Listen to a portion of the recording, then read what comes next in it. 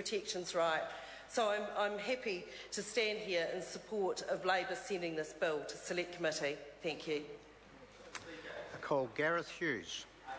Speaker, ngā mihi nui kia koutou kia ora. Rise to take a call on the Building Amendment Bill number 4. You know, we've heard it countless times in this debating chamber, the problem we've seen with deregulation in the sector, the leaky homes crisis. And I'd just like to kick off by acknowledging the comments by the member Leanne Dalziel. Countless times I've heard in this chamber, this side blaming that side and that side blaming that side. It was good to have some responsibility, because actually it's been a cultural problem that we've had in our country that we've gone down. So I'd like to acknowledge that honesty, that frankness, because this is what we need to have going forward, a realistic appraisal of the issues facing us.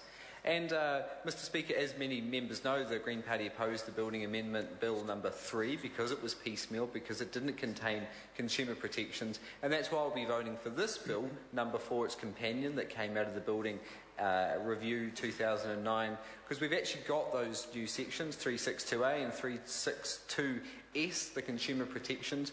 The bill does a number of small things. I think Phil Twyford was bang on the money when he said it's a masterpiece of incrementalism. It does a few things, Mr Speaker, such as the enhanced, more comprehensive consumer protection measures, clarifies exemptions from the building consents, makes some amendments to the dam safety scheme, increases the maximum penalty.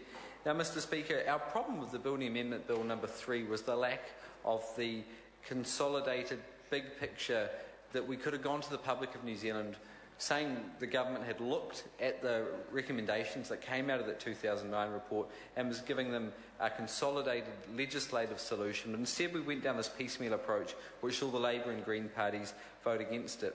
Mr Speaker, I'm only going to take a short call, but there are a few risks inherent in this approach. It is a deregulation. We are seeing less local body oversight. Now, I could speak about the whole broader context, which is the attack on local government, which we've heard from Andrew Williams. You know, this government is reducing the role of local government. We heard former Minister Smith trying to limit the functions of government, blaming their debt problem. Now, Mr Speaker, the real debt problem in this country is the government level. It's not local government, which isn't borrowing half as much as the central government is. We've got some concerns on warranties. What's going to happen if you do have a fly-by-night company that does go bankrupt, leaving the unfortunate homeowner or business owner in the lurch? And one area picked up in the Kensington Swan analysis of the bill, which I'd like to see looked at the Select Committee, is around the continued responsibility by the original major renovator or builder of a residential property, not by a professional builder, when it's subsequently being sold down the line. Now, Kensington Swan had the scenario where you could see a house having changed hands 6 times from the time the original homeowner made the major renovation or built the house. They're still responsible, and I think the outcome of this is actually going to be we're going to see less Kiwis doing it themselves, building their own home, and I don't think that's the message this Parliament wants to send those Kiwis. So, Mr Speaker, it is a masterpiece of incrementalism, it is a bit of tinkering, but we welcome it. We urge the public to make a submission. Now, Mr Speaker, the National Party was elected to government on the pledge of building a brighter future.